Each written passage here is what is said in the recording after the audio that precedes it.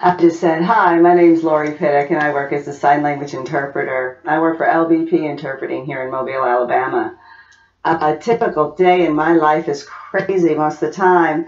I never know where I'm going to be, from a doctor's office all the way to a business meeting, a corporate business meeting.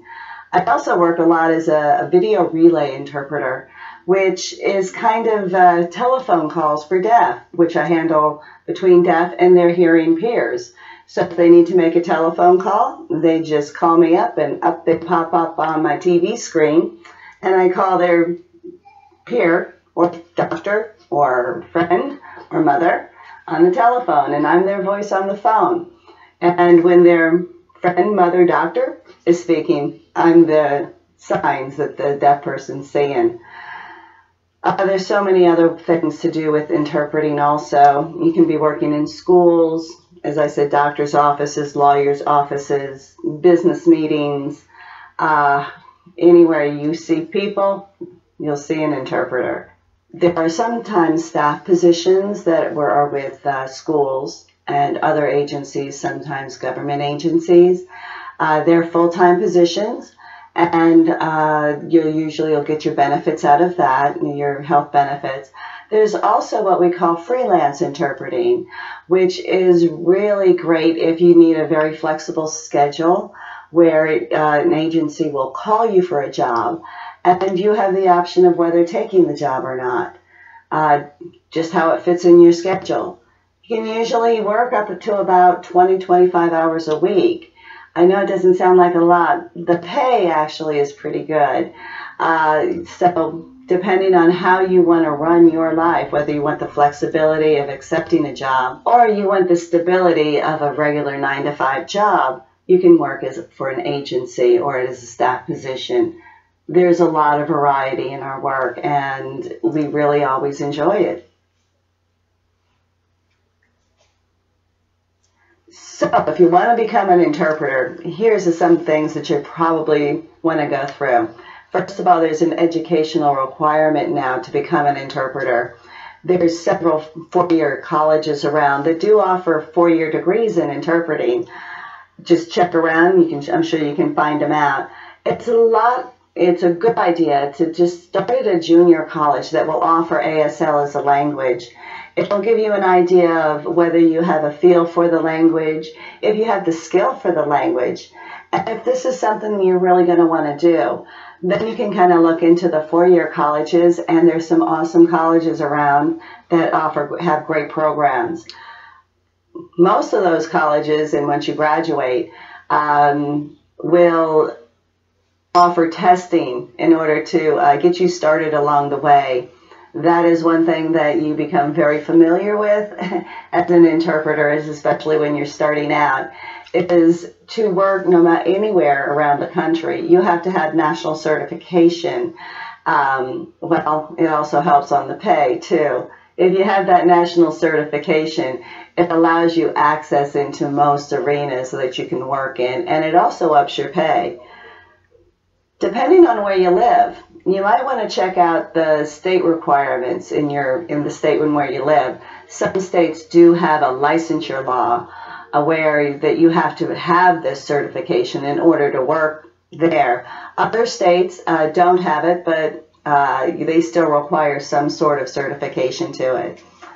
A lot of places have internships when you're starting out that are willing to take you on, and some are paid into internships, so you can kind of learn as you grow. But you can also specialize in certain areas. There's theatrical interpreting, which would be theater, music festivals.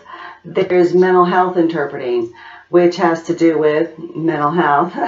And then there is legal interpreting, which in order to go into the courts, you do have to have that specialized certification. The skills needed for this job are really varied. I think that's one of the reasons that our national organization required a four-year degree. You really do have to have a strong English base, and not a British lit, but I'm talking about English as far as speaking English and understanding English.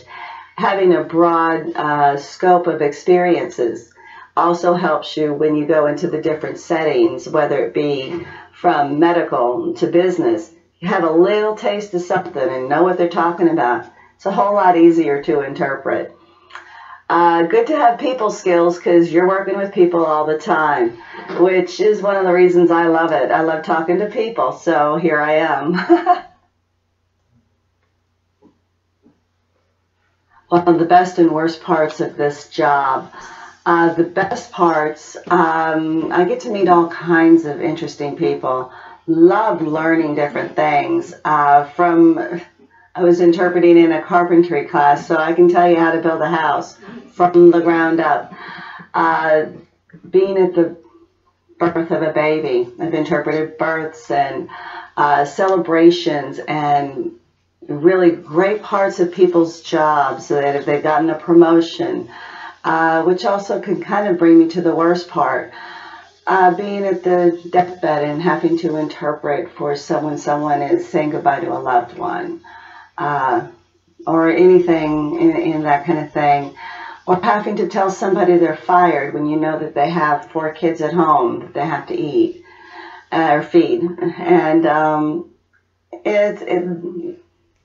those are the tough times. I think the only other best worst kind of thing is, as I said before, meeting people that belong to the worst, the paperwork. There is some paperwork involved. I'd love to say that there isn't, but if you want to get paid, you have to do some paperwork. My final advice to anybody who would want to become an interpreter is, most of all, find the deaf community in your area.